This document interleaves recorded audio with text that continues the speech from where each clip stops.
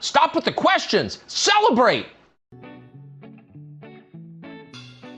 And then they say, is Donald Trump an intellectual? Trust me, I'm like a smart person. Yosemite's one of the wettest we've ever seen from the standpoint of water. Mike Lindell's a conspiracy. But you haven't. Person, woman, man, camera, TV. They said nobody gets it in order. It's actually not that easy, but for me it was easy. Amazing. He can't sit down. He's got a burning in his butthole. He's got a fire. He's got a flame coming out of his butthole. Big, massive dumps. Oh, I have a term for that. I call it corporate communism. Somebody sent me a thing this morning where they're talking about putting the vaccine into salad dressing. You see, this is a simple meme that you would find on the internet, but this meme is very real. You ain't seen nothing yet until you see the flaming butthole. Putting us on our knees to China. Now witness the firepower of this fully armed and operational battle station. I want to go to space. It's not human intelligence!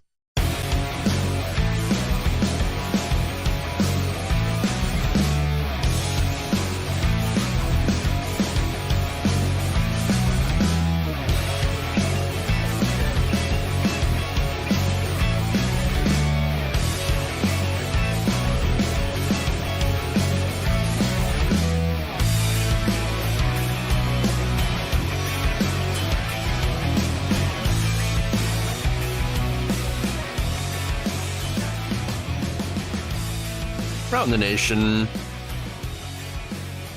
Waldorf Nation. What's up, everybody? It's Thursday. Welcome to the show.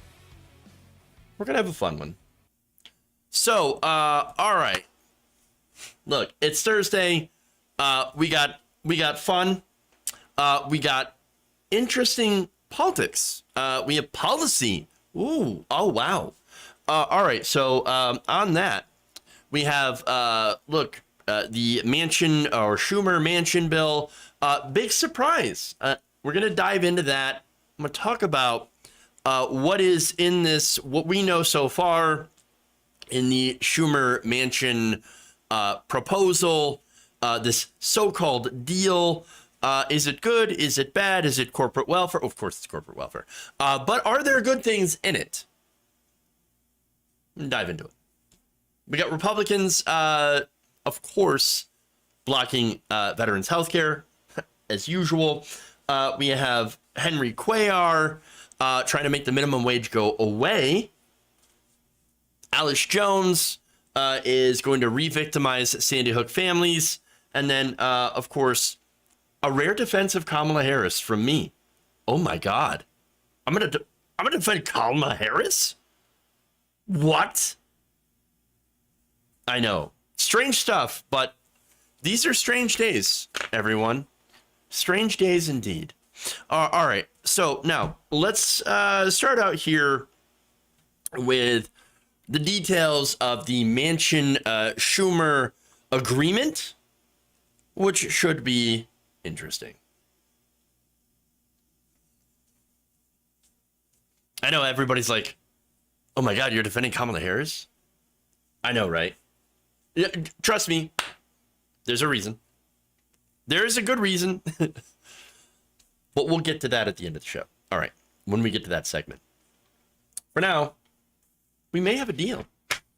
What is this?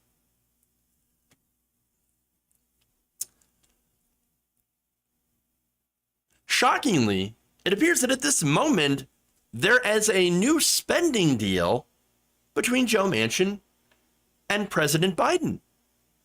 Well, this is completely unexpected. Now, look, it involves about $430 billion of new spending, about $306 billion in new revenue. Before I get into the details, let me just say this. This is the announcement of a deal. There's a lot of things that can go wrong. For one, I don't trust Joe Manchin at all. And so he could go and tank the deal. There's already talk of House Democrats like Josh Gottheimer wanting to tank the deal. And of course, we have no idea what's going to happen with Kyrsten Sinema. Is she going to tank the deal? And so all of those, I'm saying hold. Nothing is final yet until it is signed by Joe Biden. So now, all right, let's dive into the details, right? So according to the outline of the deal, and again, we don't have the particulars here and where exactly all the money is going to go. This was broken down by Ryan Grimm. So now, look, here's what's going on. So the outline that we've seen, and you can see all the asterisks there, right? The estimates are raising revenue using a 15% corporate minimum tax. Oh, interesting. You have prescription drug pricing reform, using Medicare to negotiate prices. I'll get into all the details here, right? But this is just an outline. Enforcing the tax code, carried interest loophole, closing that. An investment, we'll go into the investments here of, again, about $433 billion, of $369 billion in energy security and climate change. Okay. Interesting. We'll get into the details on that. And an additional $64 billion in Affordable Care Act, with about $300 billion in total deficit reduction. So, all right. Now, again, Grimm, who broke this down, noted that the $369 billion for energy security and climate change would represent the biggest climate investment made by any country ever, and will unlock potentially trillions of dollars in private capital, which he says is waiting on the sidelines for the types of subsidies, credits, and guarantees this bill would include. So understand, this is a lot of public money going to private companies. Well, let's be honest about that. So now it's projected, though, to reduce carbon emissions by 2030 by about 40%. Okay, if that's true, if that actually happens, well, that's pretty big. Is it enough? Not necessarily, but is it a game changer? I think it would be, about 40%. Now, that's a big if. Now, Representative Ro Khanna also told Ryan Grimm this: an initial review of the agreement indicates that this will mark a historic direct investment in renewable energy, okay, and will unleash hundreds of billions of private investment for moonshot projects. Khanna says he has spent months working with Joe Manchin to keep him in talks, and says that it has finally paid off. And he said activists who have been insisting on getting something done on climate should feel proud that we've gotten to this point. I think that's right. Even if it doesn't do everything it ought to, it at least gives humanity a shot. Well, again, I am not going to cheer until all the details are fully explained, where we know where the money's going, and it gets signed by the president. Again, there's a lot of ifs here. A lot of ifs. But what we know, look, you don't have to be a genius to guess that this is going to be chock full of subsidies to fossil fuel companies. Of course, along with renewable energy spending, they're going to be spending a lot on natural gas, mainly. And so, yes, there is going to be a lot of fossil fuel spending. As Grimm notes, climate hawks will criticize the bill for its energy neutral approach. In other words, the kinds of subsidies made available for clean energy are supposed to be available to projects that clean up dirty energy too. So now look, clean coal. You've heard of clean coal, right? Well, there's no such thing. It's not actually real. Okay? Clean coal, meaning they're taking out coal, they're going to clean it. No. There's no such thing as that. Now, of course, there are ways to take the energy that we have through fossil fuels and I guess make the process release a little less carbon, a little less methane, and then they're kind of hinging on that. Okay? So, not great. Is it a reduction? I mean, a reduction is a reduction. And right now, we need as many reductions as we can get. But again, there's no clean coal. You don't take the coal out. You don't clean it. You don't do any of that stuff. But that said, we knew all this stuff, and we knew that any bill that's going to get past Joe Manchin is going to personally benefit him in the long run because Joe Manchin is a coal baron, and he has investments in oil and gas. So, of course, it's going to benefit him in some way for him to agree with it. obviously. Now, the question here is it worth what we could potentially get in return? And that's, of course, eyeing the 40% reduction in emissions. Here's what Grimm asks. If this money can spark some exponential technological development in reducing and or sequestering carbon emissions during a planned transition to clean energy away from fossil fuels, then he says, well, yes, we'll be better off. All right. Now, his other point is this, and it's a pretty utilitarian point at this, saying that basically this is kind of the best that we could expect to get. So letting Manchin and corporations have some investment in fossil fuels that personally benefit them, in his mind, will be good enough, or we'll get something in return that's good enough to allow that to happen. Because otherwise, you will get nothing. At least in this Congress. And look, we're running out of time, so I can't help but kind of be okay with that approach. I know it sucks, right? It sucks to admit it, but it's like, that's kind of a point. If Republicans, take back government, they're going to just keep regressing things backwards when it comes to climate and make it worse. So I feel like we got to do something. And even though if it's not what we want and it's nowhere near enough, if it is some progress on it, okay, I'll take it. But then we're going to keep fighting more to get better, to get even more. But we have to get progressives in Congress. And we have to get money out of politics. And again, those are long-term projects, right? So now there's more. Remember, this isn't just climate change. There are some taxes that are involved here. For example, the 15% corporate minimum tax. Now, this would, again, apply to companies that have profits of more than $1 billion a year and would operate as a business version of the alternative minimum tax. Okay, so it is a tax increase on corporations. I guess I'll take it. Medicare will also be able to negotiate with prescription drug companies to lower rates on certain drugs. Again, not what we want, not enough, but there is something there. It is enough, of course, enough to piss off big pharma and maybe save some people some money on drugs. Again, we need more. We need to have Medicare be able to negotiate all prescription drugs. But again, we're not at that point. We don't have a Congress that's going to be on our side about this. Okay. But anyway, the bill also does away with the carried interest loophole. That would be one of the better provisions along with these tax increases, because what it would do is it would require hedge funds and private equity firms to consider that income to be short-term capital gains, which are taxed at normal income instead of a reduced rate.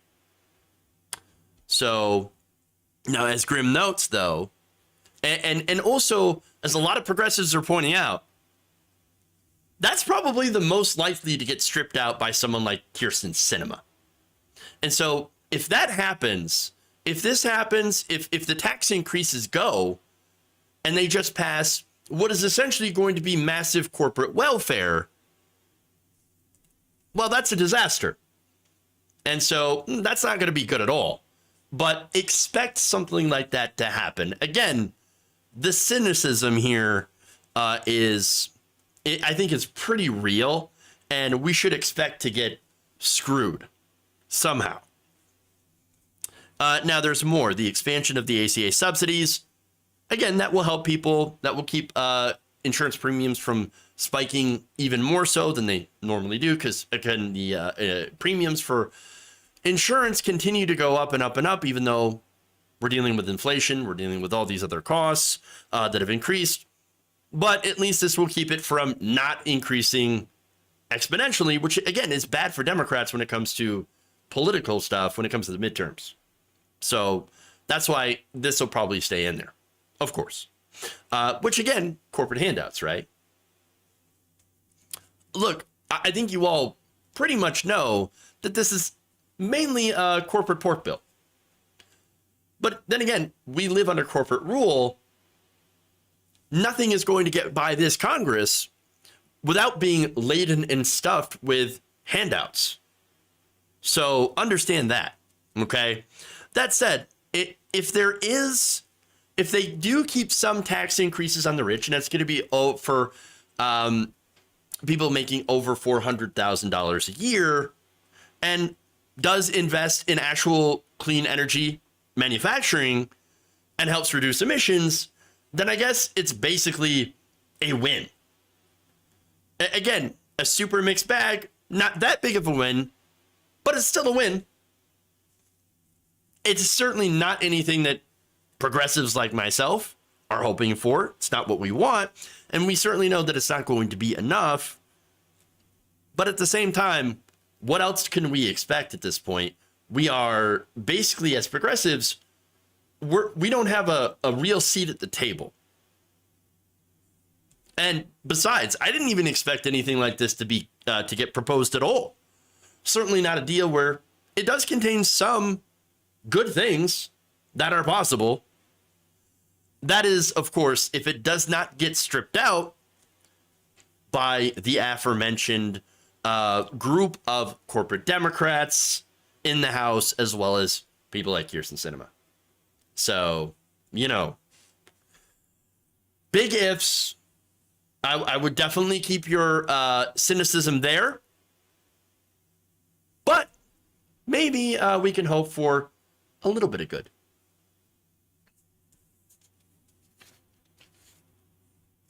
I'm trying to remain slightly hopeful. The shithead six. Yeah, no, it's true. The Gottheimers of the world.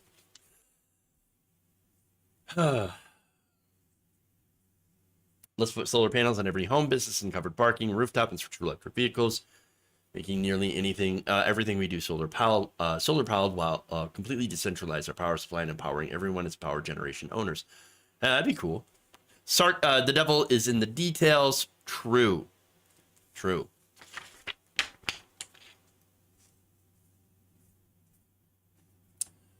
Tesla, the Godfather, discovered free electricity through the air, like you can charge your cell phone without actually plugging it in. So it's the same technology. Ask your local Democratic representatives to release the technology. So, look, I think the discussion about the Wardenclyffe Tower, that stuff's super fascinating. And certainly there was that technology. And certainly capitalists did not want that technology to be released. They did not want people to have free energy through the air. So, no, don't just ask the Democrats. Ask the power company owners. Ask the fossil fuel executives. Ask everyone. And by the way, not just Democrats, Republicans too.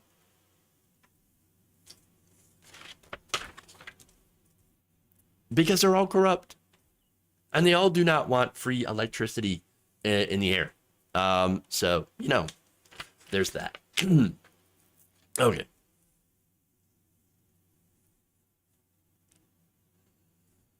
Moving on, let's go to veterans. Veterans healthcare.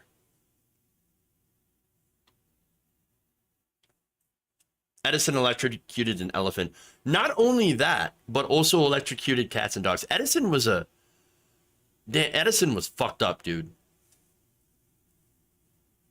They are absolutely fucked up. That guy was. And then don't forget JP Morgan and his involvement in this whole thing. But anyway. Edison is the American model. True.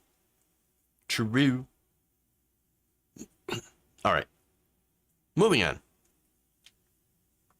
Let's not get sidetracked here.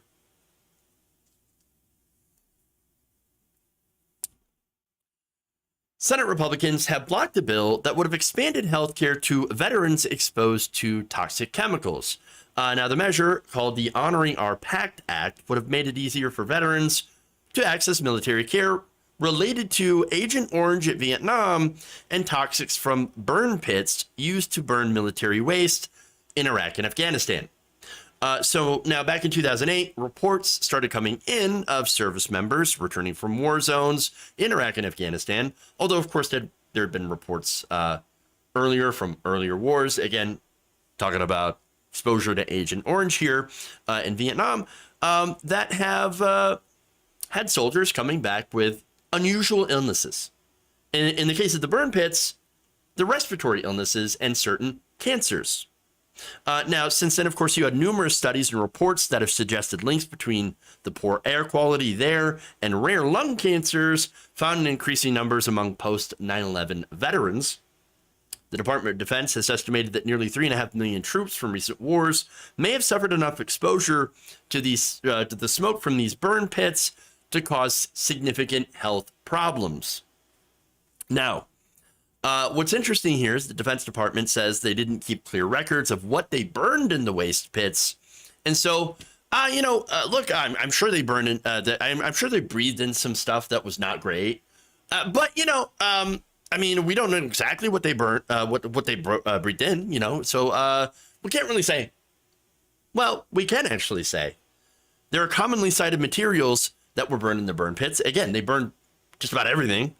They were included but not limited to chemicals, paint, human waste, medical waste, metal and aluminum cans, munitions, other unexploded ordnances, petroleum, lubricant products, plastic, styrofoam, rubber, wood, discarded food, and many other things. Basically anything they could burn, they would burn. I don't think you have to, stretch your imagination too much to realize that breathing in all that crap might not be good for you. Might be some pretty bad things to your lungs. And so, of course, that's why a lot of the lower ranked soldiers would be posted to watch over the burn pits and end up breathing in all of this terrible stuff. So now, again, problem, but don't worry. Congress says, okay, here's what we're going to do. And by the way, Jon Stewart played a big role in this to try to actually get these veterans some health care. Okay? Additional health care to help with these problems that the military had created with these burn pits. It was actually even bipartisan, and yet, well, you can see how that turned out. This bill had earlier passed the Senate 84-14 after passing the House. So now, for some reason, they had to send it back, for some technical corrections. And then, it passed easily in the House. Now it's back in the Senate. Oh, and 25 Republicans who were in favor of it decided, no, we're not in favor of it anymore. 25 Republicans. They said, no, we're not going to do that. Well, wait a minute. It's pretty much the same bill, just with some, again, technical corrections and like some of the language. What happened? What happened? Well, I know what happened. Republicans decided that they would rather play politics and punish the Democrats by denying care to veterans. Well, wait a minute. I thought they actually supposed to care about the veterans. I thought you said care about the troops, right? We love the troops. We're here to support the troops. We love the troops. Oh, no, wait. I'm sorry. It's not support the troops. It's support the defense industry. Now, to be fair, both Democrats and Republicans support the defense industry. They give it billions of dollars a year. Over $700 billion is the most recent figure that I'm aware of. And so very, very little of that goes to the troops. In fact, the lowest paid enlisted person gets about $19,000 a year. And that's not very much. Not very much at all. And by the way, there's a lot of food stamp use in commissaries on bases. That said, all right, now Republicans, they're like, well, yes, sure, we did kill this bill, but it's not our fault. No. This is Chuck Schumer's fault, somehow. Wait, what?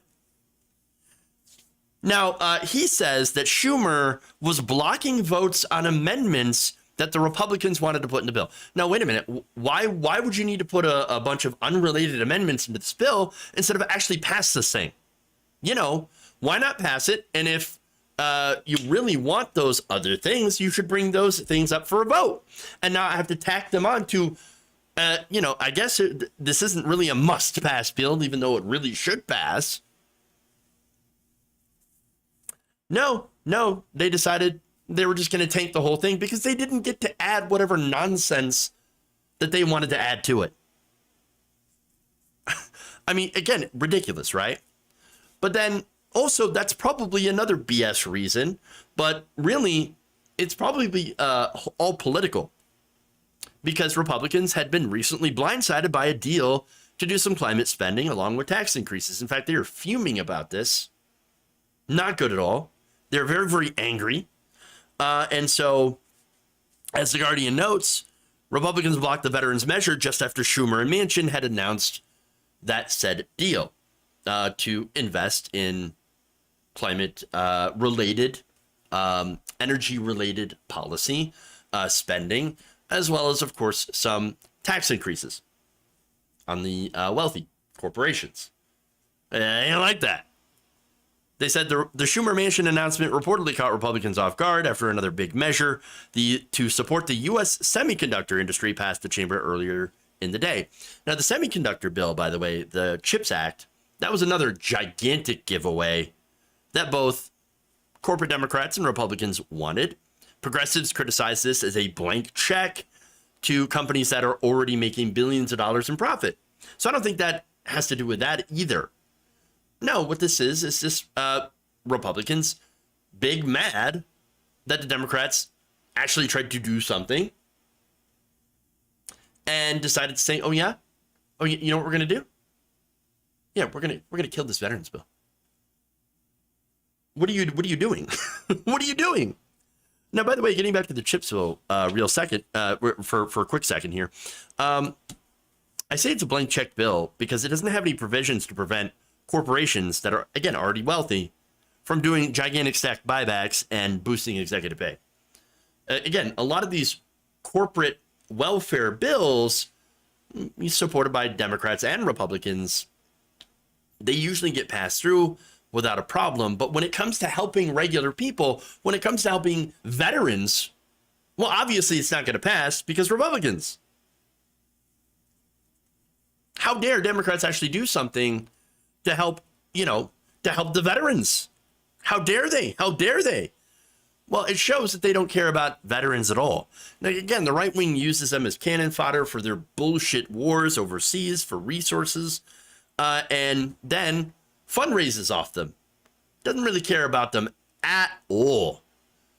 And look, as much as I'd love to get corporate Democrat shit for also contributing to these endless wars and massive military spending that is rubber stamped by, again, the president, Democratic presidents, as well as Republican presidents and Congress people, you can at least give the Democrats a little bit of credit for doing the bare minimum here for trying to help the soldiers when they come home that are harmed by these endless wars. That's actually more than what we can ever say about these Republicans. They don't care about the troops. And once again, they had an opportunity to show that they cared, but they decided not to. Just over bullshit partisan politics.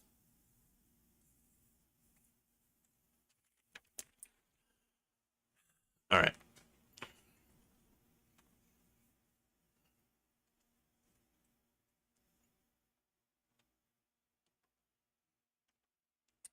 Speaking of Democrats, let's go after Henry Cuellar.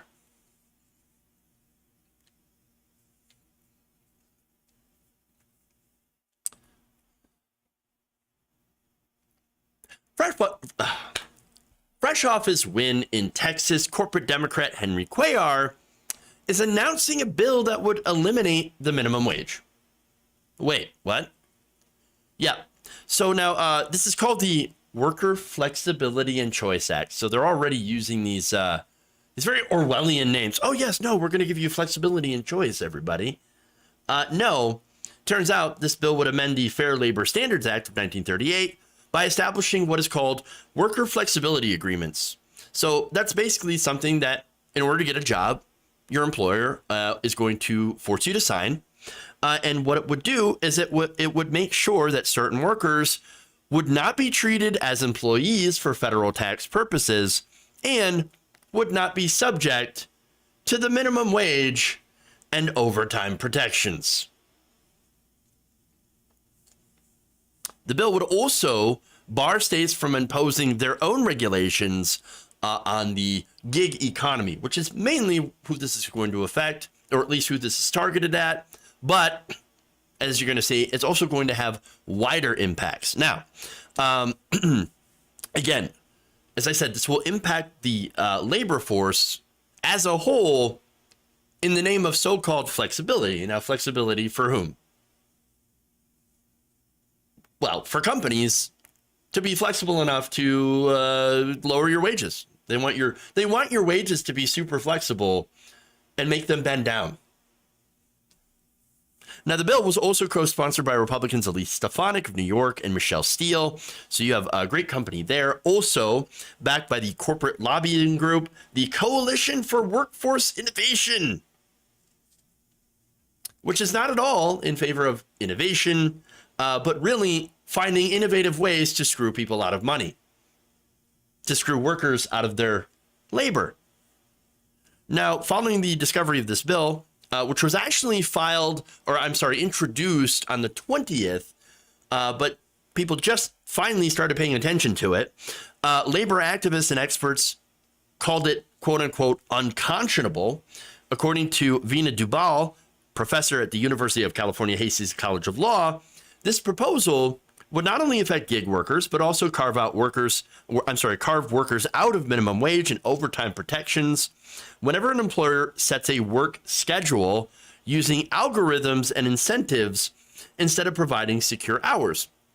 So if you're one of the millions of workers who don't actually work in a fixed schedule, who are at will, for example, employees, who are scheduled at will, I should say.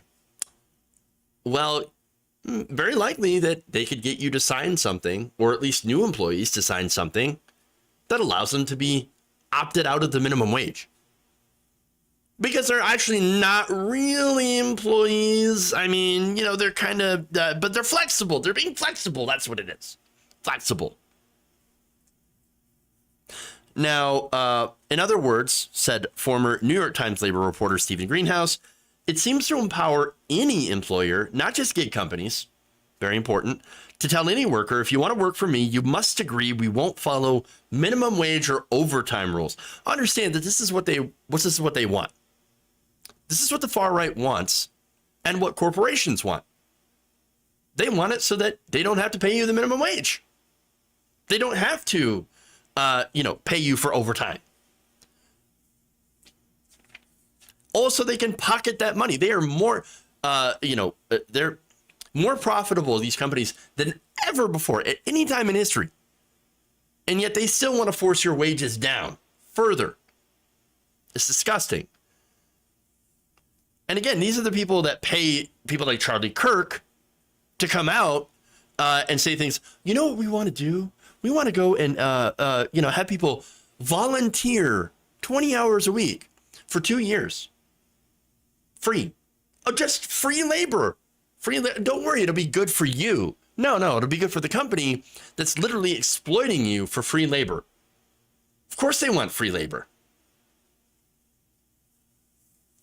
Now, Rebecca Dixon, executive director of the National Employment Law Project, also said the proposal is an attempt to capitalize on the notion that flexible working hours benefit workers. But because she says the Fair Labor Standards Act already is compatible with worker flexibility, which is why we already have worker flexibility, it would be a fatal mistake for Congress to create a carve-out for companies that demand worker flexibility agreements of their workforce. Instead of actually providing flexibility, said Dubal, as Uber, DoorDash, and Instacart have already done for their workforce, it would empower employers to force workers to work long and hard to eke out a living. So again, that's basically what this is about. If you want to work for us, you've got to sign this agreement that signs away your ability to get a fair wage. Disgusting. Now, that's no surprise. We know corporations want to do this. We know the right wing wants to do this. But it's also not a surprise that corporate Democrats like Henry Cuellar also want to do this, because that's who they work for. He sponsored this bill. And look, Henry Cuellar, we know he's anti-choice, anti-climate, pro-NRA, anti-labor. Obviously, he voted against the Protecting the Right to Organize Act twice, codifying Roe. But he has also taken a lot of corporate money. But what's really messed up about this, again, is the fact that we had a chance. There was a chance to remove Cuellar and replace him with a progressive who would have actually fought for us, who would have expanded labor rights, voted to expand labor rights, voted to expand choice, bring back choice, would have actually voted in favor of common sense gun regulation. And what happened? Well, we got close, damn near close, but you had Democratic leadership. You know, House Speaker Nancy Pelosi, House Majority Leader Steny Hoyer, House Majority Whip James Clyburn. You know what they did? They went out and they stumped incredibly hard for Cuellar. And guess what? Progressive Jessica Cisneros lost by just 289 votes. And now Cuellar is celebrating. This is how he's celebrating, by screwing over workers to cut the minimum wage for millions of people. And he's basically slapping millions of workers across the face while lying them about flexibility. Flexibility. Oh, you want to talk about flexibility? Flex this, bitch. All of you corporate Democrats who voted in favor of this and who didn't support Jessica Cisneros. That's for you. Look, again, I would love to say that, they didn't know. Pelosi, Clyburn, they made a mistake. They didn't realize that Cuellar was going to be like this. But no, they already knew. It wouldn't be true. They absolutely supported what Cuellar is doing. They know who he is. And that's exactly why they supported him. They work for the same people. They work for the same donors. The very ones that give them massive amounts of money in legal campaign bribes, campaign contributions. They work for those people. They work for the donors. They do not work for you, and never, ever will. Cisneros showed why voting in primaries matters. Absolutely. Primaries. We were so absolutely close. Instead, we're stuck with Cuellar. Disgusting.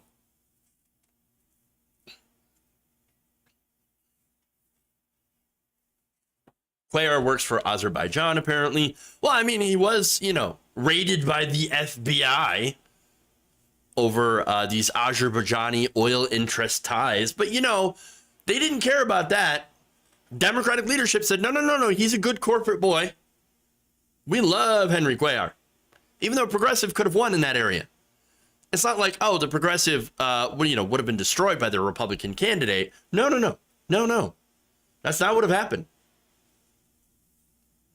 They chose their corporate candidate because they are also corporate candidates. All right.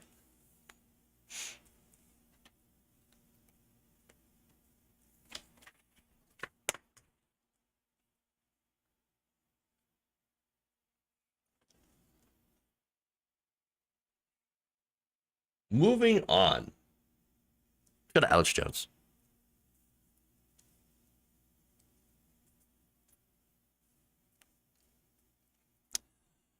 The Alex Jones defamation trial is underway. Well, the newest one.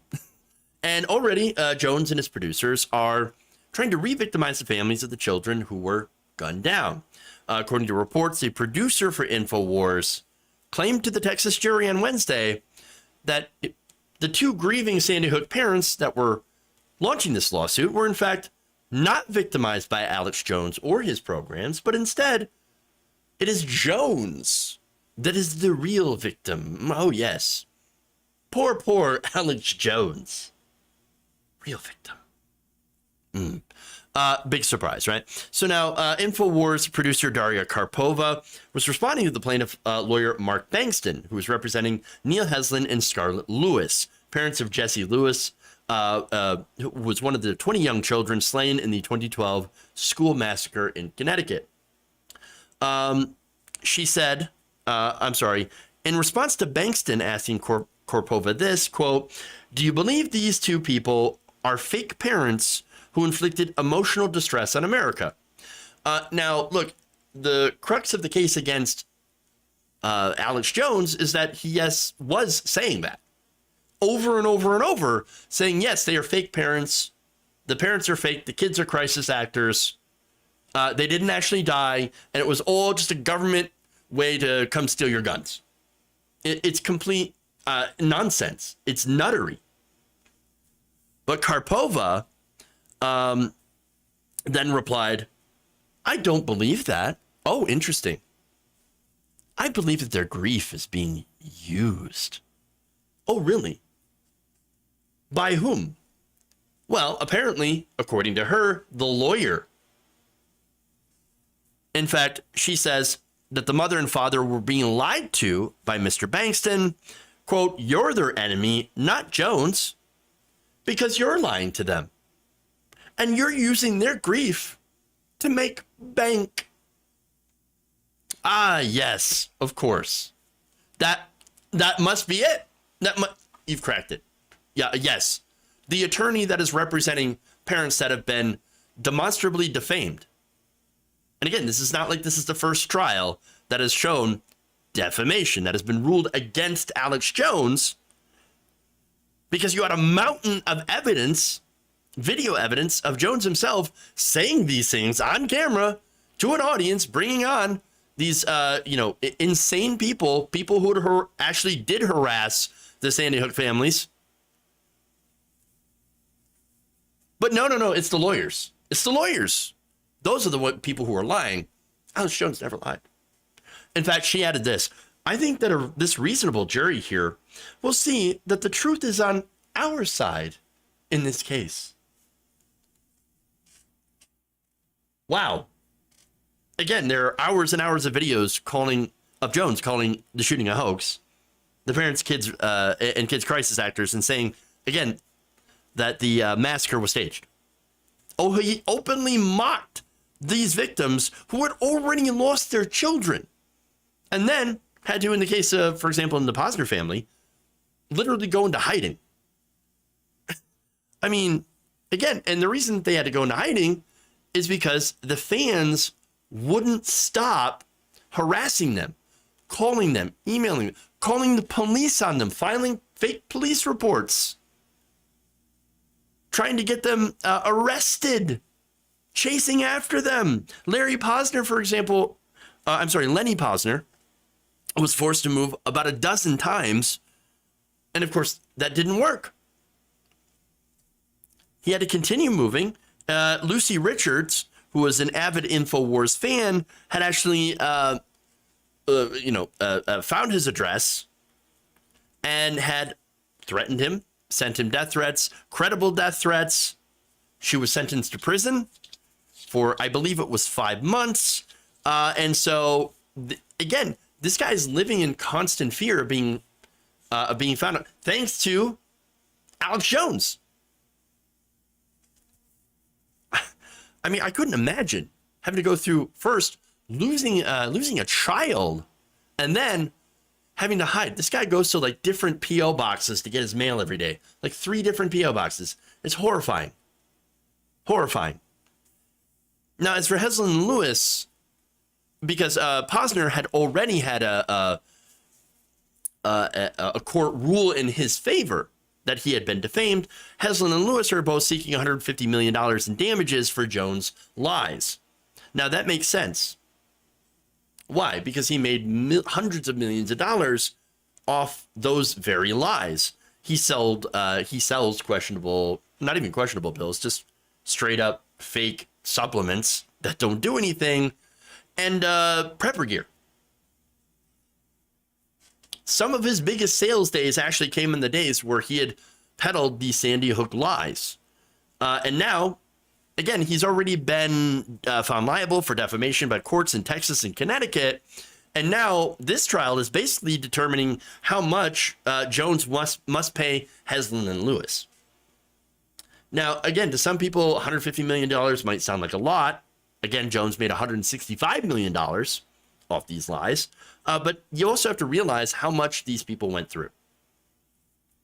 After going through something that nobody should have to go through, and then not only being called a liar, but then having to move several times to avoid insane fans, going through these death threats, et cetera, et cetera. So when you look at all that stuff, kind of makes you feel like 150 million, pretty reasonable. Maybe they should go after more.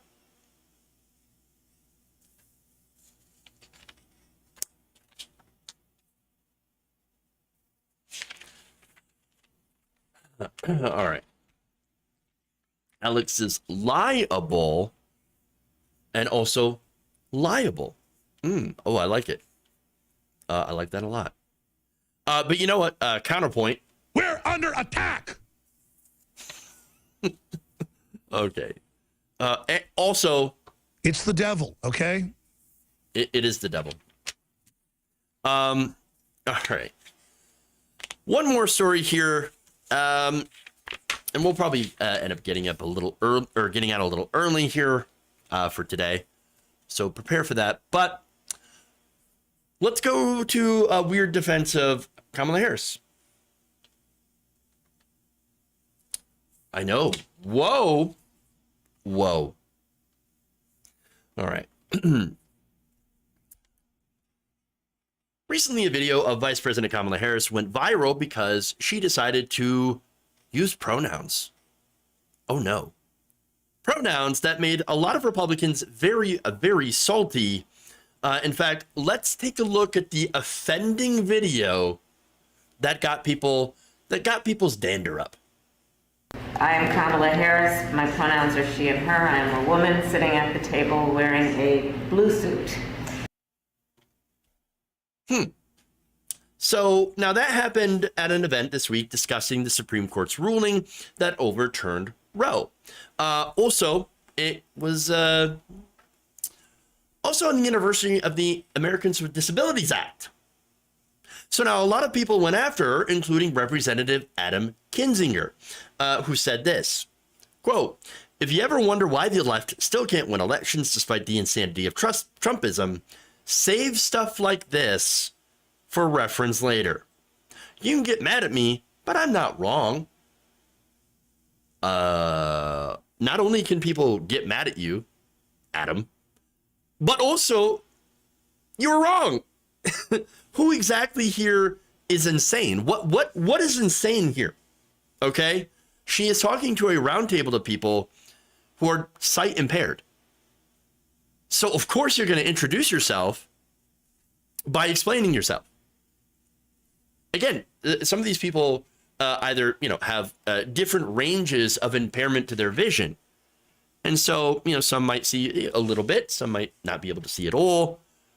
What's the problem? What's the problem? Other people at the round table did the same thing as Harris. They introduced themselves with their pronouns and what they were wearing. What's the issue? Now, look, okay. So if you want to point out, this is something that is a little unusual. We don't generally hear this a lot. We're not exactly used to seeing it. Okay, fine. But again, why get offended by this? This is a really good example of somebody that's using inclusive language. What's wrong with that? I don't think that's a bad thing. It's a good thing. It literally costs you nothing to be inclusive. And I know mainly what they're mad at, because she decided to use pronouns. Of course. And so it turns into actually something where she is inclusive and it's just a good thing. But then you had the transphobes come out and say, "Oh, how dare she use pronouns? Oh, it's the pronouns. That's the problem." No, ridiculous. Again, of all the things that you can criticize Kamala Harris for, and there's plenty, are you going to choose this? No, it's nonsense. It's a non-issue. It's absolutely ridiculous. I think the biggest criticism that I have of her is telling immigrants that are fleeing violence and war, poverty, you know, from some of our own policies, like the continued war on drugs, telling them not to come. Do not come, do not come. I'm very critical of that because what you're doing is that, you know, you're telling people who are desperate, who want asylum in this country, don't even try. Just don't even try. We're gonna turn you away. And I think that is pretty horrific. So you can understand that I have plenty of criticisms of Kamala Harris, but this one ain't it. Okay, this is made up. It's bullshit. And I think you would think that Kinzinger, who is still a Republican, might actually see past that. But again, he's also a Republican. And so understand that I've given him and Liz Cheney, for example, credit for their work on the J6 committee. I think they've done a good job. I think they've been aggressive in going after Donald Trump. But you still have to remember, they're Republicans, and that still comes with all the negative things that they bring to the table. So libs, you got to be careful not to deify these people. And unfortunately, I see that too much. I see people trying to rehabilitate George W. Bush. I see people, rehabilitating the Cheneys, Liz Cheney specifically. No. They're still Republicans. They still have horrifying takes on things like trans issues. Oh, and of course, war overseas, like militarism. But anyway. The congressman then responded later to a tweet from America Blog editor John Aravosis and said he was not being insensitive. Oh, me being insensitive? What are you talking about? He says, I'll say it again. Do you think blind Americans aren't familiar with who the sitting vice president is or her gender? Or the fact that she isn't transgender? Aravosis tweeted. Kinzinger agreed and added, people can say I'm being insensitive, but I'm not. I can disagree with that. I know what this is. I made the point that this kind of stuff does not sit well with the middle. Yet the anger is focused on those of us telling the facts. What are you talking about? You have a very low opinion of people that he claims are in the middle, right? Look, why would this not sit well with regular people, with the so-called middle, right? If you know the context, if you know who she's talking to, people who are sight impaired, no, this looks absolutely reasonable. It looks like a decent thing to do. And I think inclusive language is a good thing. Is it too much to describe what she's wearing? I don't know. I'm not somebody with a sight impairment. Nobody else seemed to have a problem with that. And by the way, Adam Kinzinger, you do not speak for the disabled community. So why don't you shut the fuck up? And stop dumping on people when they actually try to have inclusive language. Try to include other Americans. Garbage. He's garbage. Look, again, I don't know why anybody's bothered by this other than, of course, to be anti-trans and to maybe just dunk on somebody who doesn't share your political beliefs. Now, I'm to the left of Kamala Harris. I'm a lefty, right? And I've admitted that I love a good dunk on corporate Democrats. But when it comes to this, hey, if you're a lefty who also dunked on Kamala Harris over this ain't it, Chief. Remember, we're on the left. We're supposed to be inclusive of everyone. Being inclusive for the disabled community is both based and good. Regardless of who is doing it, I think it's a good gesture. And at the end of the day, didn't harm anyone except, I guess, for a few very fragile right-wingers.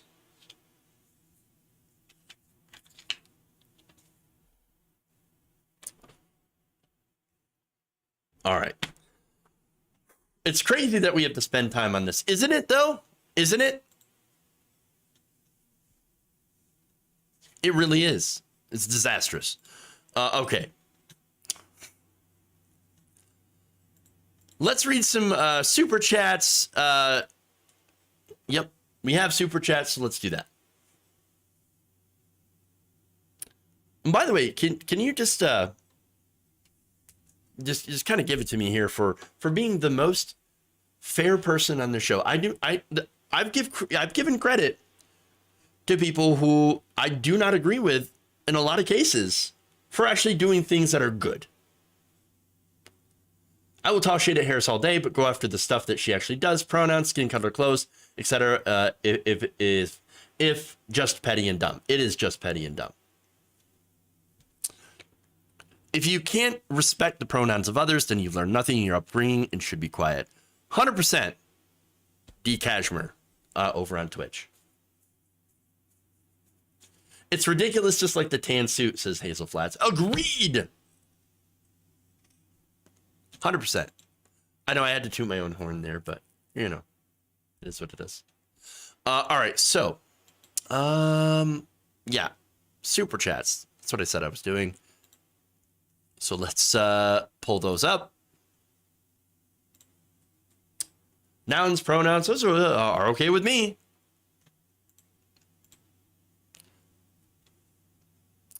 Okay. Sue. Vincent Van Dahl with a couple of super chats. One, worker flexibility agreement. Welcome to the Lochner era of right to contract. Slavery is illegal unless you agree to it. But if you don't agree, no job for you. Happy starvation. 100%. And I love how you did the throwback to the Lochner era, because that's exactly what we're getting with this Supreme Court. And not only that, but again, the corporate capture of our government. Gilded Age 2.0. Vincent Van Dahl also says, also first time in forever I can watch live due to scheduling conflicts. Feels nice to contribute vocally. Love your fire and snark, Jeff. Thank you. Thank you. And I'm very glad that you were able to watch today. I appreciate that. Groove Dragon, my pronouns are he, him. Awesome. Jonathan Leiter asks, can we get Ravana back? That show rocked. Yeah, I will reach out to her again. Unfortunately, she's banned on Twitter. So I'm not sure how I'm going to get a hold of her now, because Twitter's like the only thing I had. Don't worry. I'm going to use some back channels. Doing the back channel. You know? Back door. Figure things out. Get a hold of her. And see if we... Or, you know, see if I can even, you know, join Ravana's stream. Please excuse me if I don't know which pronouns to use. Look, if you're not sure, you're not sure. But, you know, email. Who uses email?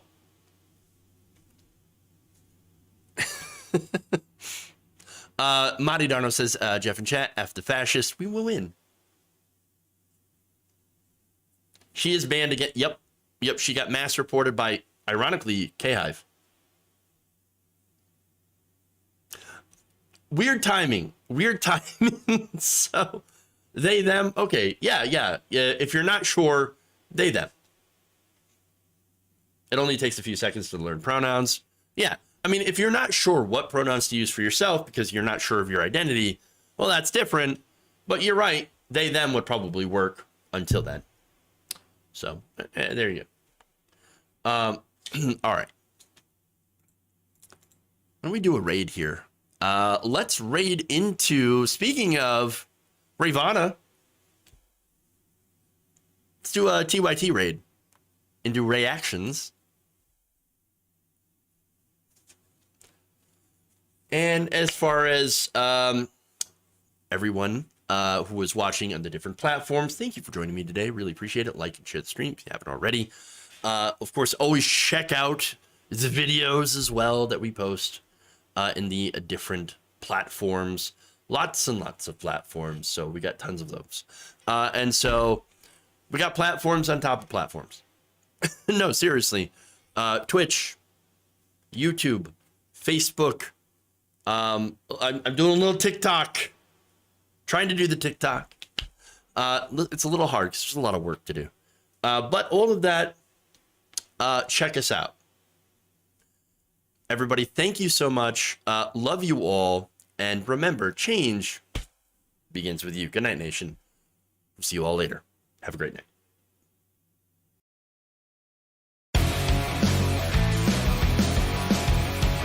It is an alien force, not of this world. It's the devil, okay? We're under attack.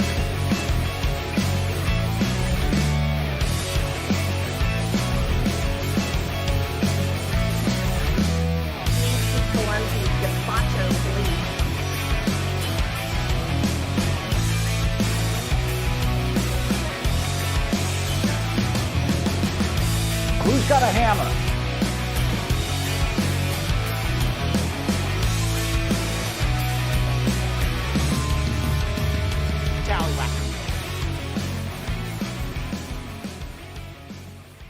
You're kicking me out the door. You're kicking me out the door. Up yours, woke moralists. We'll see who cancels who.